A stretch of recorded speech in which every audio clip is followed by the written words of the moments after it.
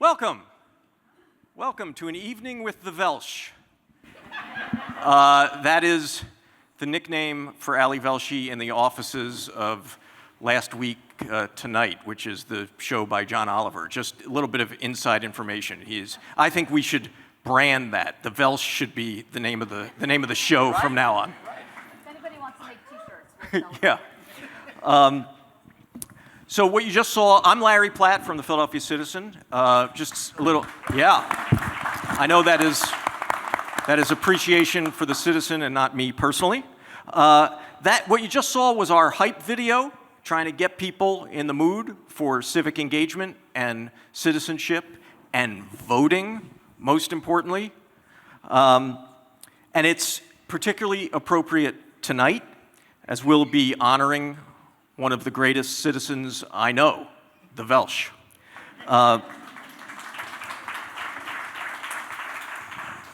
This book, Small Acts of Courage, is a testament. It's a fascinating personal story, first of all, but it's also a testament to the power of citizenship and pluralism, which Ali conveys in his very bones. As you'll hear tonight, when he'll be in conversation with our own wonderful Roxanne Patel Shepelavy. He is much, yeah.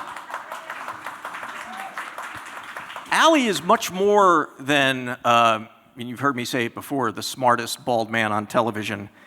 He's actually an object lesson, as these pages show, for how to be in the world, how to show up in the world.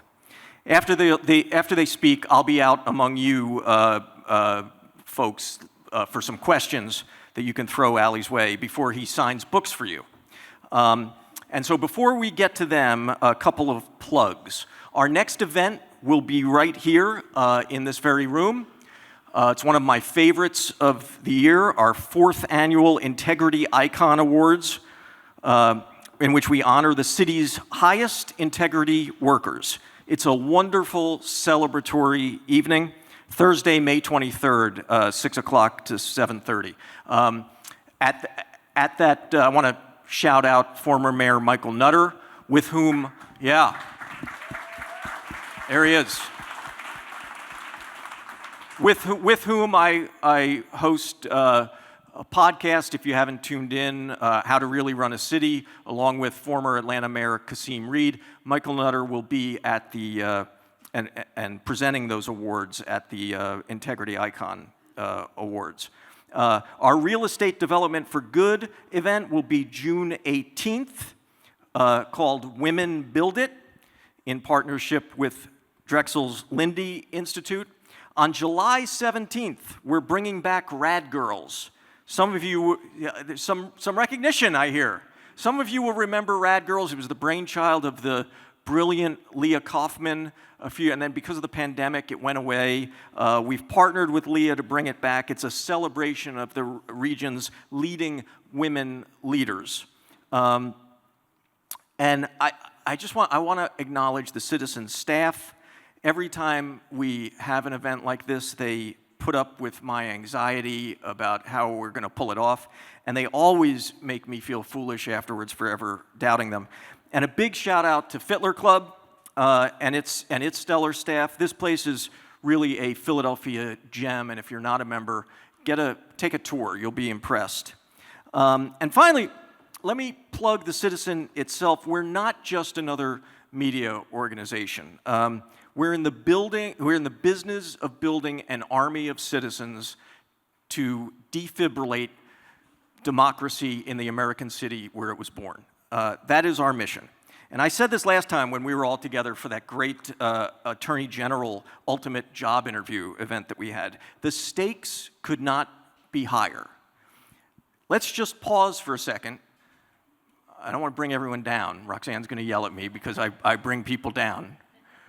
But we just had an election, and we had 19% turnout in this city. All of us have to own that, and we can all do something, right? We can sweep a city street. We can hold the door at Wawa for our neighbor. We can watch someone else's kids in the neighborhood. Mayor Nutter and I talk about this all the time. Citizenship is an act. It's not, liking something on Facebook is not citizenship, right? So tell your friends about us, and because we want to expand the Army, particularly in these perilous times. And with that, I give you the Velsh in conversation with Roxanne.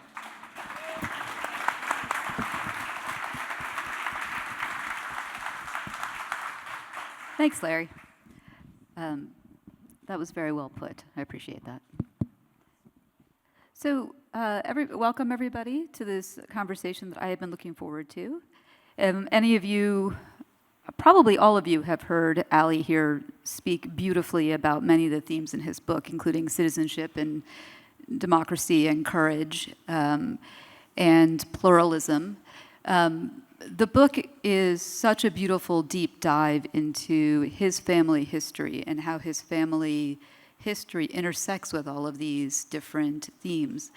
And I thought it would be nice to have Ali start by reading a little bit of his book. And there's one particular scene that I'll ask him to set up. But first I would like to acknowledge Ali's socks.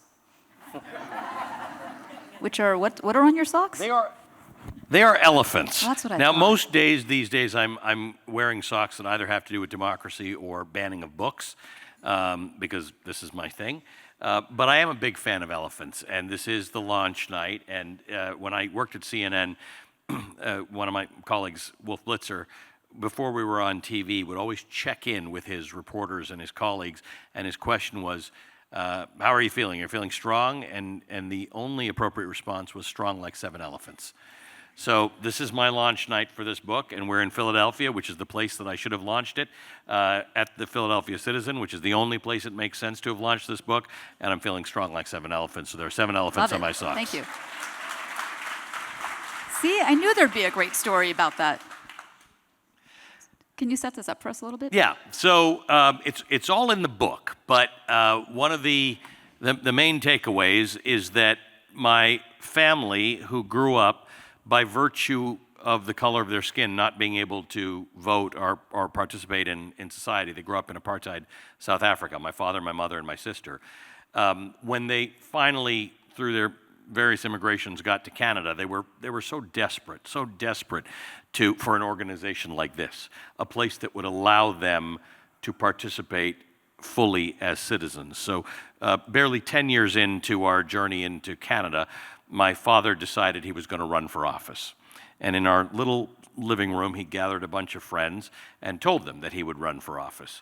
And they all thought that was a little bit ridiculous. And mostly they said, well, you can't, it's not going to work. We've never done that before, we've never won. And he said, well, we don't know if it won't work if we've never tried it before. So I'm going to be the one to try it. I was 11 at the time, so I found this all very thrilling, because as an 11-year-old kid whose dad is a campaign for major office, you knock on doors and talk to people, even when it's not Halloween.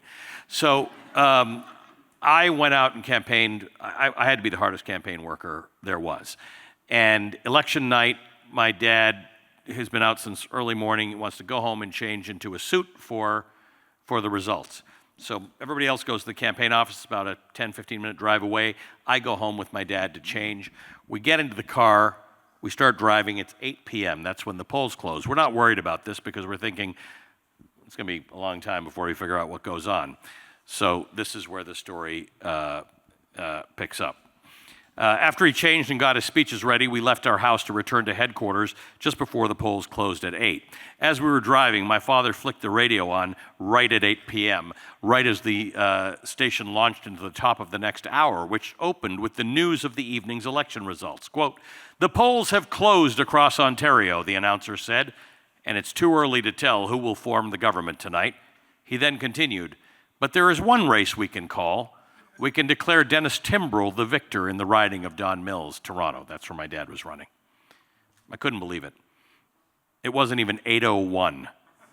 Over 100 races had been run across the province that day, and my father had just suffered the biggest, swiftest, most resounding loss of all of them.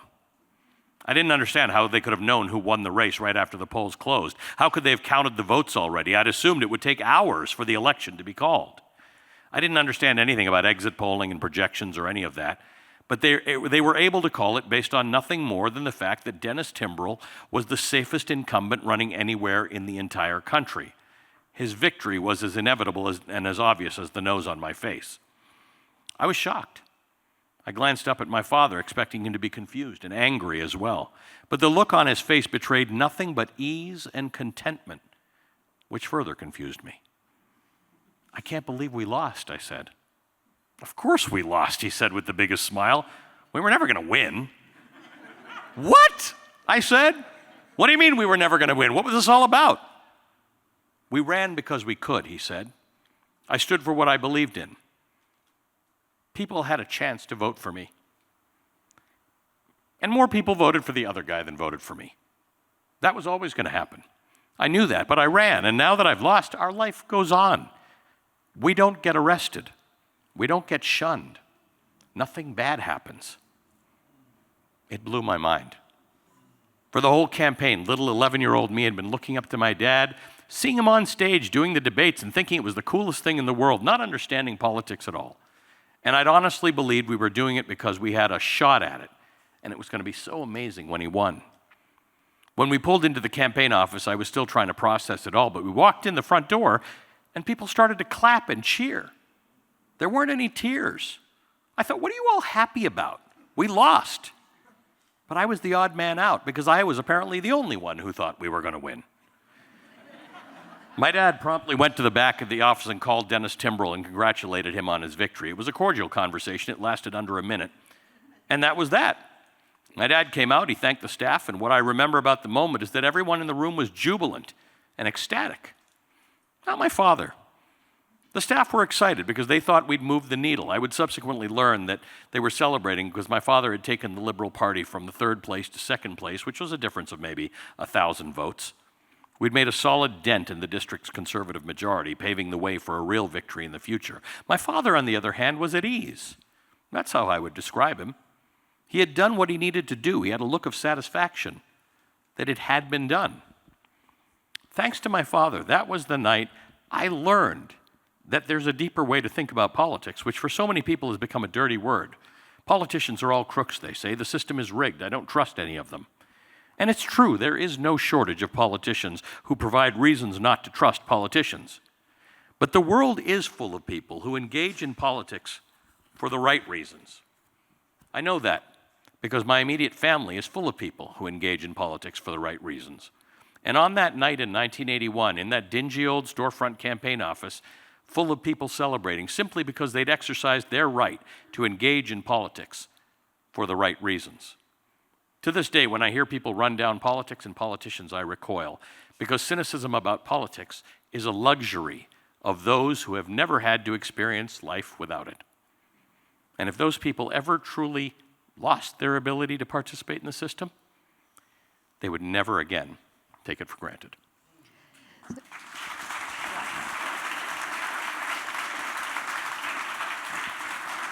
I have heard you tell that story twice now, and I read it, and I still tear up when I hear that Me story. too. It's incredible. And that, as I mentioned, I wanted Ali to read that because that really feels to me like it is kind of the heart of what you are writing about in this book. And tell us a little bit about what prompted you to write the book. What is... It's a lot of the stuff that we talk about at The Citizen, that the world feels overwhelming. And it feels like a world in which there are problems we cannot solve. And it's not true that we cannot solve them, but we can't necessarily solve them ourselves. So when we look overseas and we see the wars that are going on in Israel and Gaza and Russia and Ukraine, it can feel overwhelming. When we see the things that are happening here in the United States, it can feel overwhelming. But there's always something you can do, and we still have agency and we still have responsibility in the United States. That video you played, I never get tired of that. It talks about the fact that I will vote. Right? Until we get to the point where Larry's not getting on the stage and telling us 19% of people vote, we have not fixed this problem. And voting is the price of admission. It's not the heroic act of citizenship.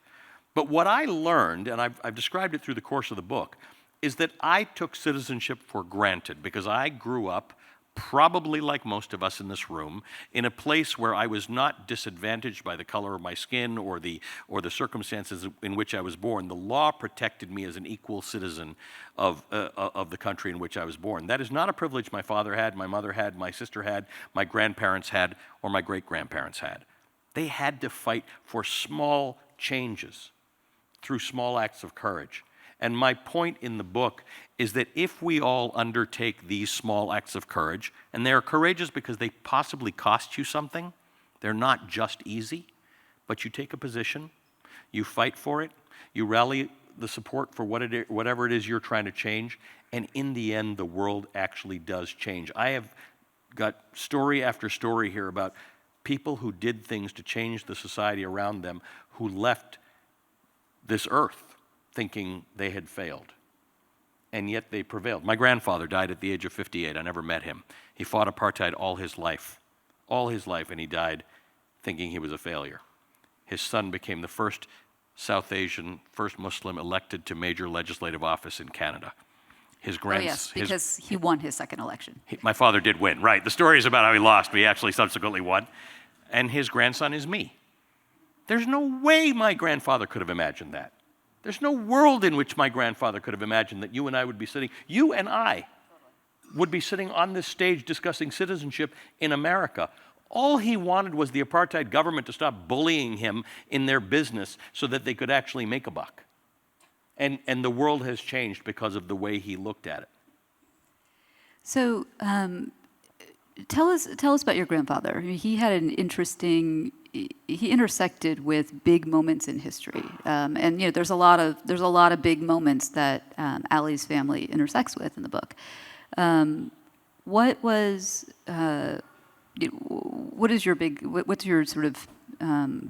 the story you think of the most when you think about your grandfather? Well, my great-grandparents, like many, many people, emigrated from India in the 1800s. India, before colonialism, was a country that generated a quarter of the world's GDP. And by the time the British left in 1948, it was 2% of GDP. So if anybody wants to study colonialism. But in the course of sort of destroying the economy, it stopped it from being resilient against normal things that happened. So India in the 1800s had a series of droughts. My family, which had been relatively prosperous in India, lost all of their money. And my great-grandfather finally said to his father and his mother, I need to leave. We need to do something else. There's no future for us here. So he and a buddy had heard stories from South Africa. And in India at the time, if you were on the east coast of India, you went to Malaysia or Hong Kong, places in the east. If you're on the west coast, you went to the Indies or you went to Africa. So they got on a boat, they went to South Africa, and they were business people. And everybody, there's some Indians in the room, everybody's a business person in India. But what I didn't realize is that they really just had a hand cart, like a wagon, a wheelbarrow basically, into which one brother put vegetables and one brother put dried goods and stuff, and they would sell it door to door. My family's from Gujarat. Gandhi, who had arrived in 1893 in South Africa to fight a case and stayed to fight apartheid, wasn't called apartheid at the time. It didn't become apartheid till 1947. Gandhi was Gujarati as well. And these two Gujarati men who didn't know each other shared an accountant. And the accountant thought, you two should know each other. So he introduces Gandhi to my great-grandfather. And Gandhi lives in Johannesburg. My great-grandfather lives in Pretoria. Gandhi would have to go to Pretoria to have his negotiations with the government, because he'd lead these strikes, and then they'd have to have negotiations.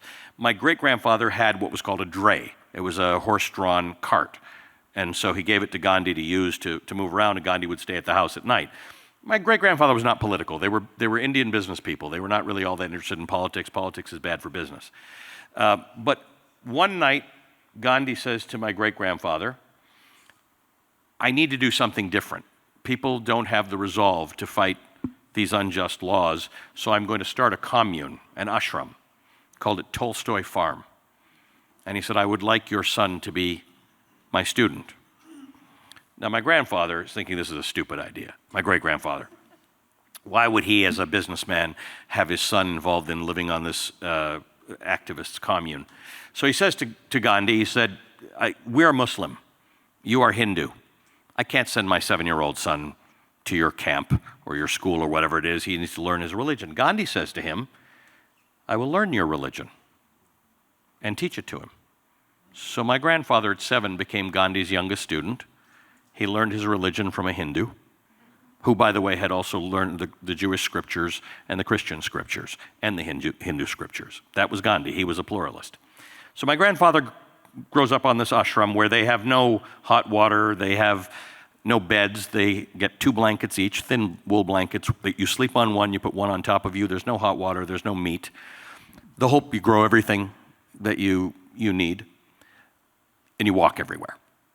And the point was, you are prepared to go to jail. Because to fight injustice, racial injustice, you have got to be prepared to go to jail. But when you grow up the way my grandfather grew up, jail was fine. It wasn't worse. So literally, they would go and there would be a protest, for instance, they would go to the Pretoria train station. Very much, in fact, the US civil rights movement was modeled on this. They would go to the train station, they would alert the police that all the non-whites are going through the whites entrance, all the whites are going through the non-whites entrance, and in the stupidity of these systems, you all end up in exactly the same hall. But they would all get arrested, and the judge would say, £5 fine or 30 days in jail. But all these people were like, I'll take jail, jail's good. And they would do it, and the day they came out, they would do it again. They would get arrested, and they would go back to jail. That's what Gandhi prepared them to do. That's the ethos under which my grandfather grew up. So it was a multiple ethos. It was an ethos of resistance, passive resistance, nonviolent resistance, and an ethos of the idea that there needs to be some struggle. It will cost you. It cannot be without cost to fight injustice. And so they grew up that way. My grandfather took over the family businesses, but all the way through for many, many years, everything he did was in service of the battle against apartheid. So ostensibly, they were bakers. They had a very big bakery in South Africa. But really what they were doing was funding the anti-apartheid movement. They were funding people to get training at various camps. They were getting people out of court, because if you were black in South Africa in the 40s or 50s or 60s, you pretty much got arrested every day for everything. Because guess what? When you got arrested, the fine, if you were black, was not £5 or 30 days in jail. It was £5 or work on a farm.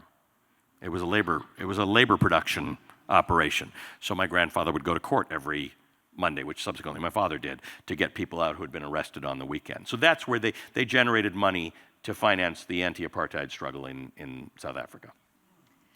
So this is a spoiler, but Ali's family moves to Canada. This is why Ali is, in fact, Canadian-born. And a lot of the book is really a love letter to Canada, particularly Canada in the 70s and 80s, and some of the policies of welcome. When we talked about this, we were talking about it being pragmatically compassionate, was the policy of Canada, and I'm curious about what that looked like, and what that looked like, and how we could learn from that. So I give a lot of history about how the father of the current Prime Minister, Pierre Trudeau, he was not the Prime Minister at the time. He was the Justice Minister, I think, or the Finance Minister, but the Prime Minister before him was Lester Pearson. And they looked at the math, and they said, this is a podunk little country that's never going to punch above its weight. Because like every other developed nation, we're not having enough children. And it is very hard to get people to have children if they're not planning to do so. Hungary, which is really very worried about this right now, they're very worried about immigrants and people wrecking their culture and all this kind of stuff. They are offering that if you have your 5th child, you will never pay income tax again. Nobody's having a 5th child. It's just not working. So Canada says, how do we get people? So they become an active recruitment measure for immigrants. And they know that the #1 destination for immigrants at that time was the United States, as it has been for many, many years, still is, and the UK. So how does Canada get them? So they start looking for activists and freedom fighters and refugees and people like that. And the funny part about this whole thing, Roxanne, you and I haven't talked about, is that I wrote this book and I thought to myself, the Canadians who read this are going to say, this is cute, Velshi, you're writing a book about Canada in the 80s. That's not how things are. So a week ago, we were in Toronto for a fundraiser for the Toronto Public Library system.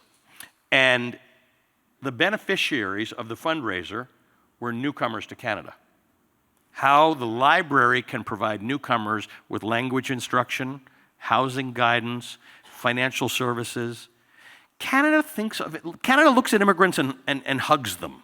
It says, you saved us from being this podunk little inefficient country that was never going to punch above its weight. America, I think, truly does believe that and truly knows that. But we have certain things. We start using language about immigrants. It slips into our language. We start using illegals, and we start using terminology that dehumanizes people. We house our immigration system in the Department of Homeland Security. I'm not saying there's not a security aspect to borders.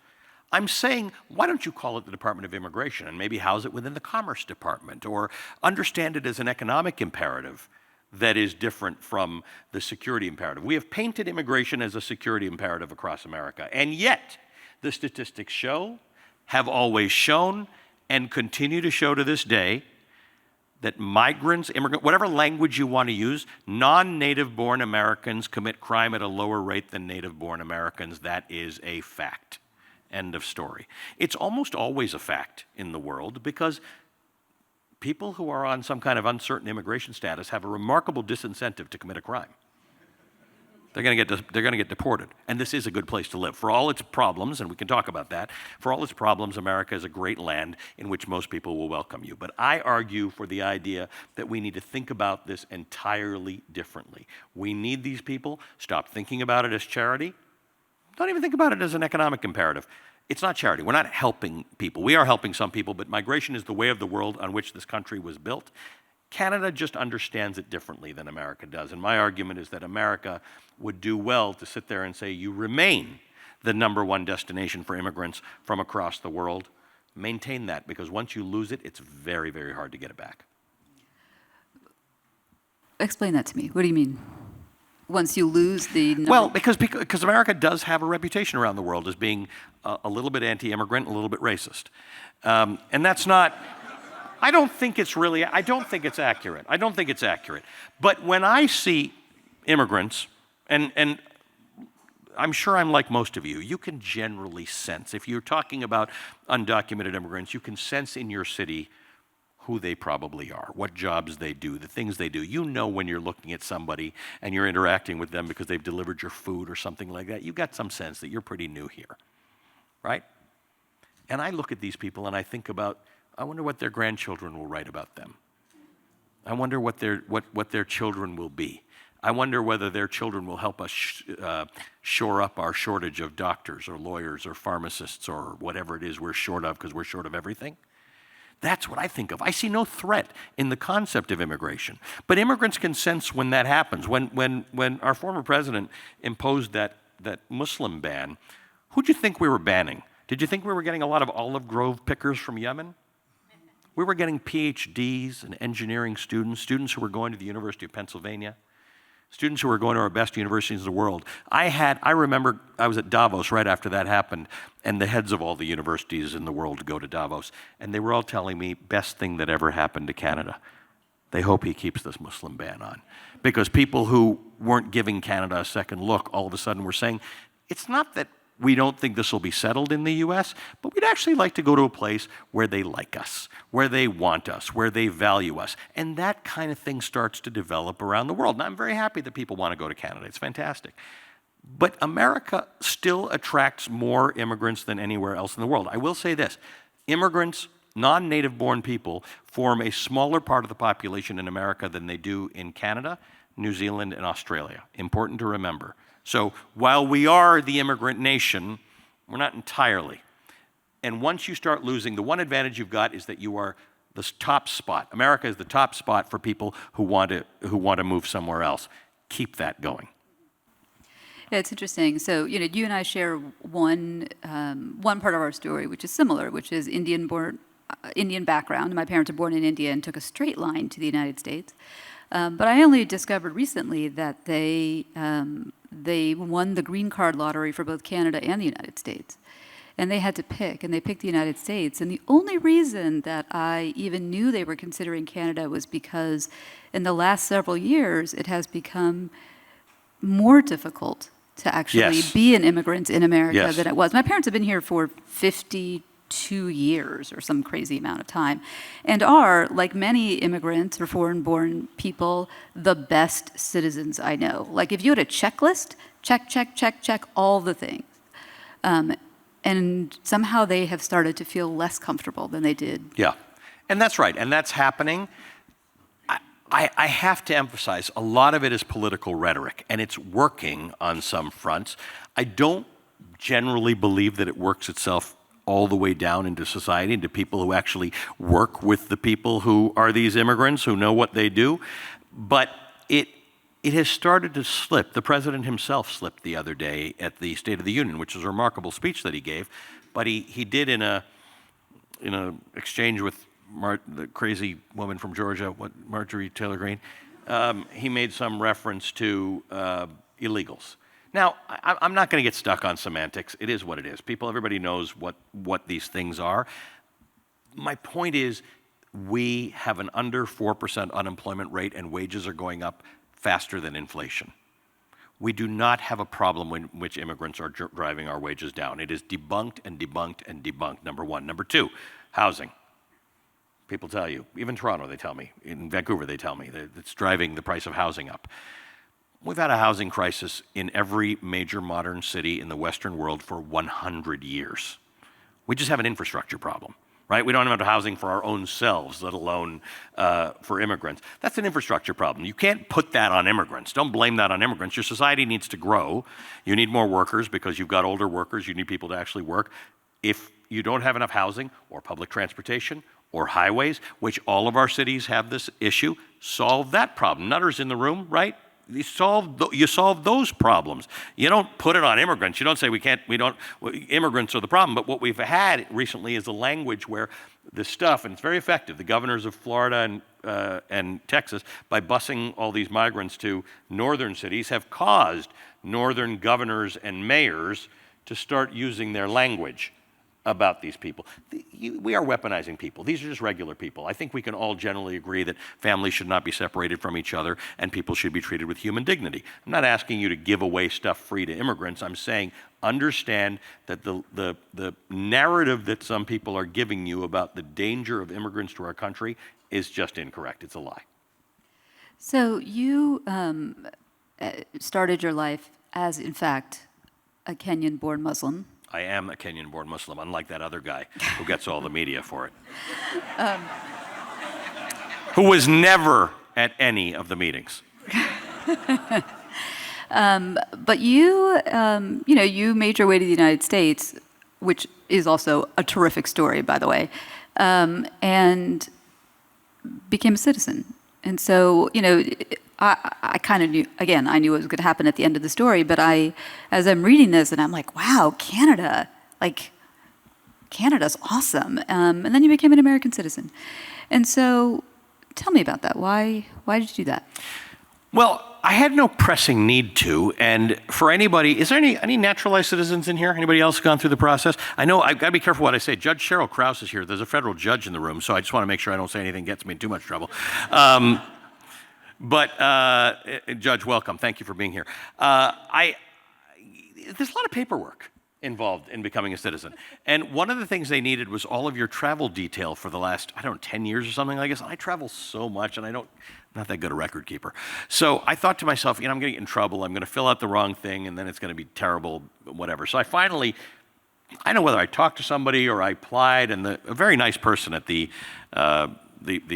people who process these things said to me, we're not looking to catch you out on this stuff. Like, just fill the form out to the best of your ability. We actually know everything about all of your travels. So we're just trying to make sure you're not absolutely lying about stuff. And it actually happened to me at 2015, before I was a citizen. So I was traveling on my Canadian passport. I'd gone to Iran. We were covering the Iran nuclear deal. And I came back, and I arrive, and they tell me that I have to go to the special room. So I go to the special room, sit there for a while. We're all very polite. The gentleman's asking me questions, and he says, I notice you've been to Syria. And I said, no, I was on the Syrian border. I was in Turkey. Here's where I was.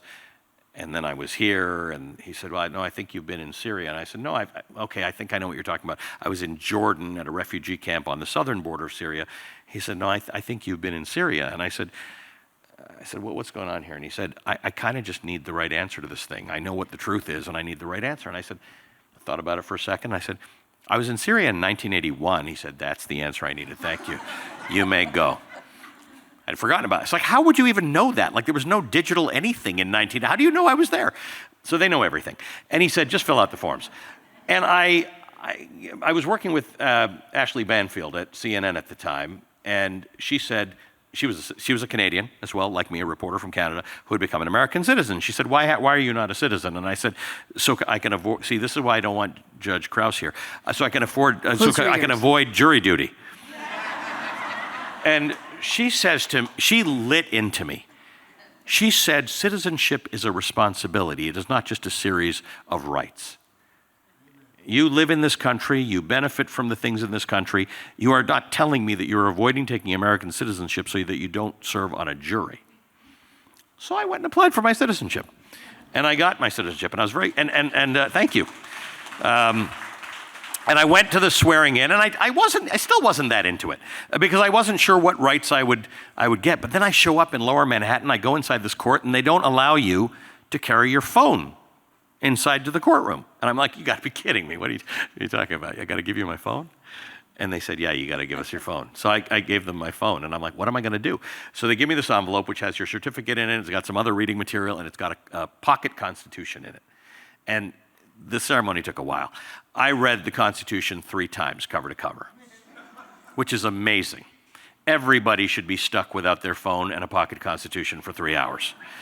And I looked around that room, and I realized, in the same way that I take for granted how much I travel on a plane, and yet every plane I get onto has somebody for whom it's their first plane trip, or somebody who's being reunited with their loved ones or their family, or a vacation that they've been saving for a long time. I treat getting on a plane like a bus. I was treating that citizenship court like a perfunctory exercise, and yet there were people around me who were probably had been struggling for this. This was their new life. This was their being reunited with a loved one. And in that moment, it sat on me to say, this is a set of remarkable privileges for me to be an American citizen, but it is also a set of remarkable rights. And I am going to take both of those very, very seriously. Little did I know in 2015 how much I would be called upon to do that in the coming years. So but you said that it was really in 2020 that you kind of felt it the most, because, in fact, you felt something else. Can you tell us what that was? Yes. It was a Saturday, June 1st, I think, in 2020. I was in Minneapolis. I'd been covering the killing of George Floyd. I'd been there for a few days. And it was a Saturday night, and there was a protest, and it was truly, and I mean this, and there are all these memes on social media about it, but I really mean it. It was an entirely peaceful protest. I was walking in this protest beside some, like, Bernie Sanders supporters, and like people they were just protesting in general and walking down the street. But it was peaceful. They were singing. Nothing was going on. There was a curfew in place, and it had come across all of our phones that you were in violation of a curfew. If you were not indoors, go inside, you'll be arrested. And the crowd basically just kept marching through Minneapolis. Now, I've covered these protests, G20s, G8s, for decades. And generally speaking, police know how these things work. Don't antagonize the crowd. They'll peter out. Everything will be fine. But for whatever reason, in Minneapolis that night, into the intersection in front of me, lights and sirens blaring, came the Minneapolis State Police, the National Guard, and the Minneapolis Police, and they started shooting rubber bullets, tear gas, and flashbangs into the crowd. Now, most humans can't take tear gas, right? We carry masks, although that was the absolute first time in America that I deployed with a tear gas mask and a bulletproof vest. It was I had a vest for other work I had done. I didn't own a tear gas mask. Now I have a couple. So when they deploy tear gas, most people disappear. There's a small percentage of people who can handle tear gas. So believe it or not, they can take it. Some people carry milk with them and just pour it into their eyes, and they can manage it. But essentially, the crowd between me and the police had now disappeared. But you could see us. We were media. It was very clear. And generally speaking, if you're going to shoot at someone, you should be looking through a scope. And I'm on TV and I'm live, and our head of security there, who was very recently retired from the New York Police Department, was incredulous. He's heard on the tape, you can hear it. He's saying, they're shooting at us. And he's pulling me. You can see his hand. He's pulling me backward. And at that moment, my wife and my mother both texted me to say this looks a little more dodgy than it seems. But basically, Lori was asking me to convince her that it wasn't, because she knows, like, for hurricanes and stuff like that, we set up the shot to look very, very serious. So she was trying to convince me, she basically wanted some assurance that that wasn't the case. And I see both of these texts, and I'm a little annoyed. It's like, guys, I'm trying to deal with something here. I can't really text you right now. Boom. I take a rubber bullet to the shin. And I'm live on TV when this happens. So we're on TV, we're doing this, we're retreating, we get to another intersection, we're walking backwards, and the same thing happens. More police and more National Guard and more state police move in. Now we, like, hands up to everybody. It's like, we're media. And someone in that group yelled, "We don't care," and opened fire again. Now, nobody got hit the second time, thankfully. And let me tell you, as I describe in the book, a rubber bullet is a rubber-coated bullet. It's not a Nerf. It's an actual rubber-coated bullet. It's meant to bounce and then hit you, so the velocity is a little less. This one hit me. It went right to me. So there's a lot of questions about how it is that they fired at a group of journalists, but subsequently, discovery and some legal matters have indicated that the police knew and were fairly determined to hunt down journalists that night. But I realized in that moment that expression people use, a lot of people say to me, "What an exciting job. You have a front row to everything that goes on in history." And I realized this is not the front row. This is the arena. We're in it. And all of a sudden, this chain in my history made sense. It became this idea that we all have some battle to fight. We as journalists are okay with the idea that we don't like when hurricanes destroy people's homes, and we don't like when people murder other people, but we don't like when these things happen, when there's injustice in society, when the elements that we think are basic to democracy are taken away. And it was in that moment that I realized I have more of a job to do. While my job as a journalist is to bear witness and to hold power to account, both of which I was doing that night, and by the way, the next morning was very successful holding power to account, because I had just been hit by the police the night before. So now I've got the governor and the attorney general and everybody else on the TV who wants to make sure that they understand that they weren't targeting me. But that's the story, that all of a sudden you realize you're in it. And to just go farther than that, Roxanne, I am not a black male civilian in the United States who has a very remarkably high chance of dying at the hands of police, right? I did not grow up with my rights being curtailed. I'm not a woman in this country who, by definition, has fewer freedoms than I do in most states in this country now. The majority of states in this country, a woman enjoys fewer freedoms than I do. And by the way, there is a very strong chance that that may apply to everybody in this country very soon. So then my democracy is not complete, right? And I go back to South Africa. 6% of the population in South Africa had the vote. Their democracy was fantastic. If you were white in South Africa, your democracy worked perfectly. You voted every 4 years. You got to pick your prime minister. You got to discuss, debate, and choose between two candidates. But nobody else had that right. And what I understood in 2020 is that until we all enjoy the same rights, until we are all actually equal, none of us are equal. Yeah. That's very moving, but I'm also struck by your remarkable skills at multitasking. So you're live on the air, checking texts and getting shot at the same time. Perhaps if I'd been not checking the text, I might not have been hit. I might have seen that someone was aiming a gun at me. So you actually, you end the book actually talking about your sister, which I just want to spend a minute doing, because your sister is a career civil servant in Canada, which seems boring. From the outside, it seems smaller than what you do, which is you're Ali Velshi on TV, and so a point she'll make very clearly. She thinks I get altogether too much limelight, but yeah, carry on. So tell me, why did you spend some time talking? Well, I think there's a couple of people in the audience who are related to my editor at St. Martin, Tim Bartlett. And when I started writing the story, it was Tim who said to me, he said, "Your sister's a very compelling character. I'd like to know more about her." And I sort of said, "My sister's a little bit disagreeable, and she kind of thinks that nobody gets a fair deal in the world, and is motivated by the idea that because nobody gets a fair deal, she's there to fight for them." Like, she's literally that person. She's the one, if anybody ever treats you badly, like you go to the store and they don't treat you right, you call my sister. But she took that and she started working she worked in the civil service, she worked for elected city councilors, because city council is where that stuff happens.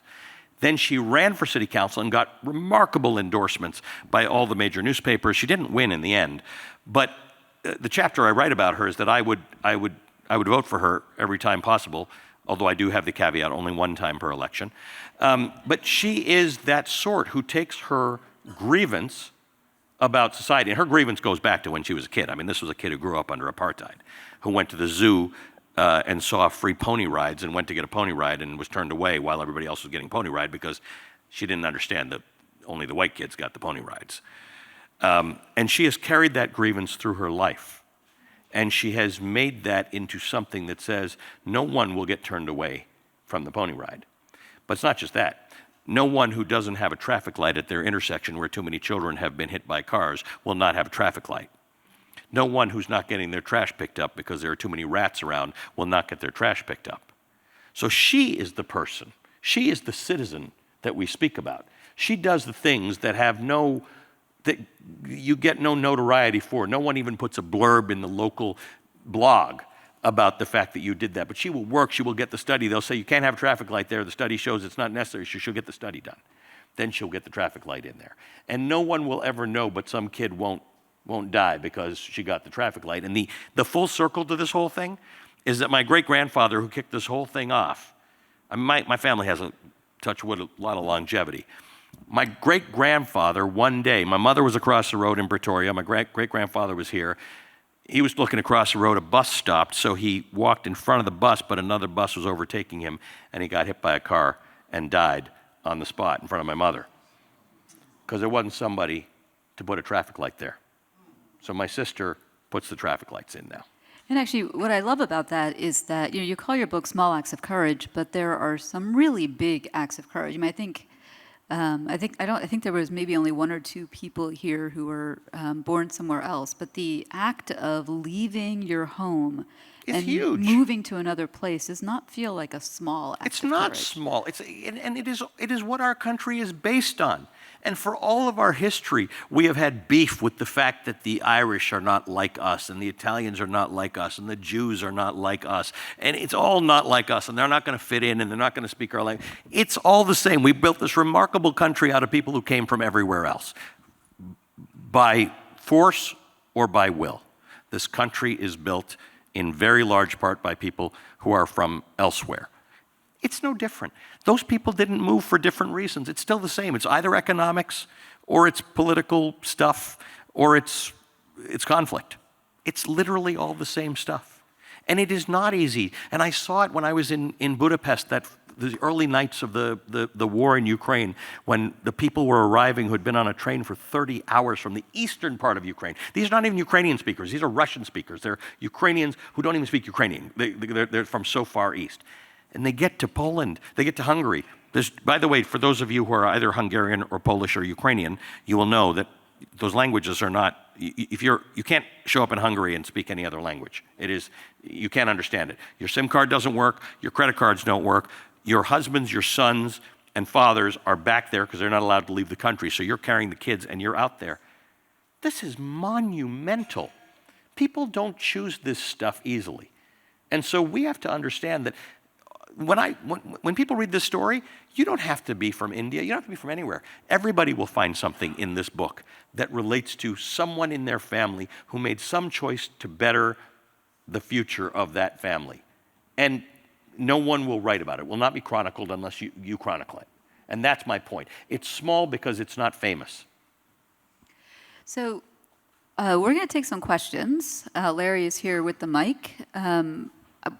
While we're doing that, let me just ask you, for everybody's sake here, are you optimistic about this country that you've chosen as your own? Let me start by this. Briefly. I am hopeful, which is a little bit different than optimistic. I am hopeful, but I do believe that we have agency. I believe we still have the vote in this country and we need to take it seriously. I believe we have to find really good ways to communicate to one another that there is real danger of us losing some of the main elements of our democracy without it all feeling, because some people feel that that's a hair on fire kind of tactic and that they don't feel it will happen. But I will remind people, if you look around the world, most autocracies and dictatorships do not happen by revolution. They happen because people actually give up their rights slowly through elections. So this is the most election-y year in the history of the world, or the modern world. More than half of the world's voting citizens will vote this year. India has like a 19-week election going on right now. But if you look at Turkey, you look at Hungary, you look at Iran and Russia, but they're not real elections, right? They're people vote, but somehow it's always predetermined what happens. But Russia, so Hungary, Turkey, and India are places where people are willingly going to the polls and they are giving up their democracy. India is the world's biggest democracy, a country that I'm very proud of and very close to and very disappointed in. Let's not be that. Let's not give up our democracy willingly, Here. because there are indications that we might be doing that.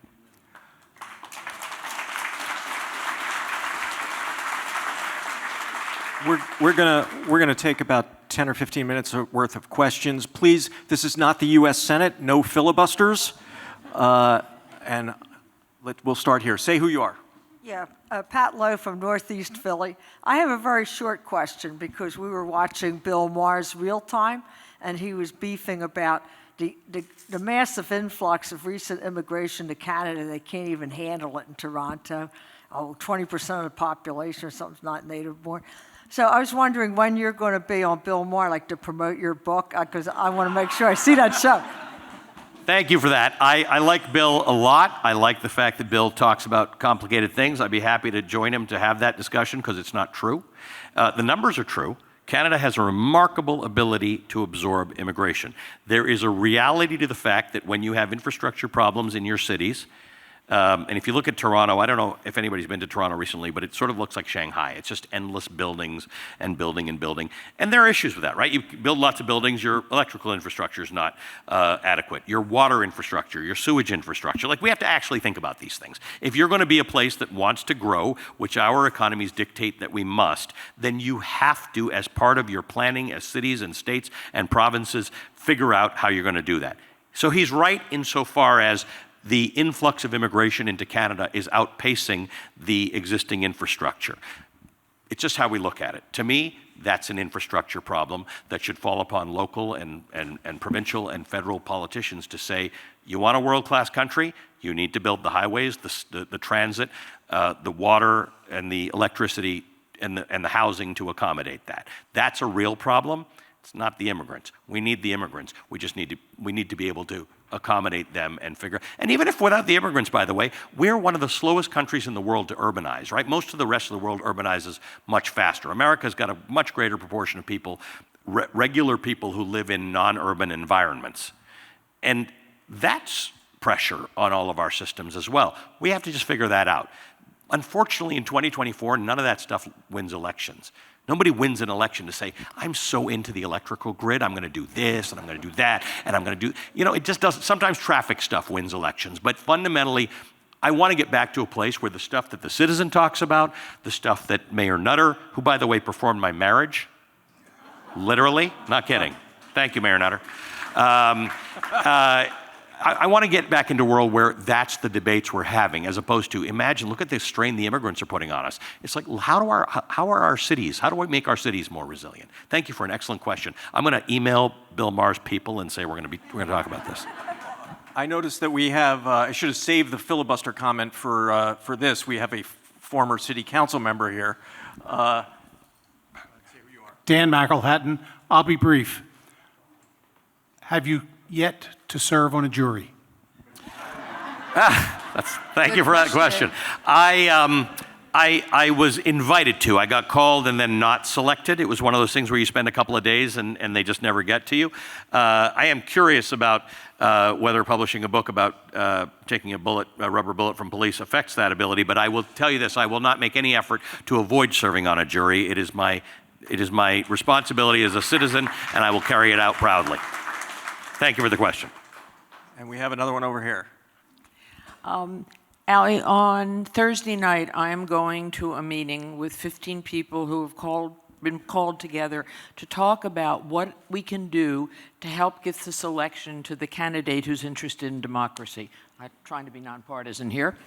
And I wondered if you had any suggestions or strategies I could bring to that meeting. Yes, thank you for that question. And I think you're wise to think about it as a nonpartisan conversation, because our politics would be much better if we had two healthy political parties committed to democracy who could debate the issues of our time. And I would be most pleased. I had a great conversation yesterday. I was at the Milken Institute yesterday, and I ran into my old friend Kevin Hassett, who was the chairman of the Council of Economic Advisors under Donald Trump. And he was the only sort of that level person I had on my show in many cases during the Trump administration, because we're old friends and we've had long-standing conversations about the economy, and he's one of those people who served in the Trump administration because he felt that he was being called upon to do so. And he told me that when he was called upon to do so, and he had doubts, he had trepidations about serving, he called John McCain, who, as you know, there's no love lost between him and Donald Trump, and John McCain told him, you must serve if your government calls upon you. So we must not think about Republican and Democratic partisan politics as us and them. Our country exists when we have real political pluralism, where we have people who feel safety and the right to express their political views. I will say the thing that you can best do is to be well read on Project 2025. And go in and understand that this is not, some of you, whether you are Republicans or Democrats, some of you will have looked at the things that happened around January 6th and said, this is a bit of a clown car of an operation, right? The Four Seasons landscaping and all that kind of nonsense. And what you have learned from the indictments is that it was not really a clown car operation. It was an effort to actually subvert democracy in the most serious and dangerous of ways. And Project 2025 is the blueprint to getting it finished. It is a real program. It is written by some of the country's leading conservative organizations, and it is ostensibly a blueprint to give the president more authority. Now, the problem with presidential and executive authority is that everybody's okay with it when it's your guy. You should never be okay with it. The Constitution prescribes what the legislative branch is supposed to do, what the judicial branch is supposed to do, and what the executive branch is supposed to do. We should kind of stick to that for the time being until you have a compelling reason not to. Project 2025 is not a compelling reason not to. It is not a reason to give any president, including Donald Trump, undue executive authority. And remember that stuff doesn't, there's a reason we have checks and balances, and that is because this is a system that is meant to serve as many people as it can. I'm not going to say it serves all Americans equally, but it's meant to do that. So read up on Project 2025 and let people understand, figure out a way to tell people what you might be casting a ballot for is a permission structure to fundamentally change the way our government and our civil service and our administrative state works in ways that you may not be able to come back from when you decide that you're over with this, or where your grievance is past and you'd actually just like to operate in a proper country again. You may be too far past that. Well, and I would also say to remind people to vote for all of the people. Yes, all the way down the all ballot, the way, right? So that the local, all the the way. state, because depending on what of happens. Book ban, look at what have we learned about book banning, right? Look at candidates all the way through. Ask them questions. The concept of going and asking your candidates where they stand on things is not dead. There are still candidates who are prepared to talk to you about things. There are candidates in this country that win elections by acclamation, which I think is outrageous in 2024. But yeah, all the way down and show up for every election. Squeeze in one last question. Go ahead, and again, let's make it quick. I just wanted to get a sense for what you think, what your least favorite things about today's media is in general, the media in general. So tell me us really what you think. Okay, we're going to pretend that there's no mic here and no one's recording this and there's no social media. The book will tell you, I come by my pluralism honestly. I truly believe in the amazing value of living next to and among people who do not share my views, my religious beliefs, and my food interests. I don't understand why we have decided to demonize those. I don't know why we've decided that everything is a fight to the death. I don't know why we've decided that my goal at the end of the night is to convince you of my political view on something. It should not be. It should be, like my father said, to celebrate the idea that we do not share political views, and yet we share this land, we share this space, we share this air. And nobody's going to jail, right? That's the point. We have decided to demonize those around us, and I'm sure my industry has contributed a great deal to that, and I'm not proud of that, but I've got enough years left in me to try and fix some of that, and I will. I will do the part that I can. Social media doesn't help, but democracy exists on the strength of an informed electorate. And to the extent that we do not always inform, and that social media does not inform but rather inflames, that we cause people to take fast decisions on things, that we impose on people the obligation to have an opinion on things that they have not read about, that's the part that hurts the most. I wish that what we can do is we can provide people with context and reading material and authors and experts, and that people can get smart about the topics on which they have to make decisions and not be influenced by what your friends say because they watch this particular channel or because they're on social media. So I would like to just slow the whole operation down a little bit. I think media and social media speed things up in a world that needs to be slowed down, where people can read and understand the things that they confront. Thank you for that great question. So thank you very much. Okay.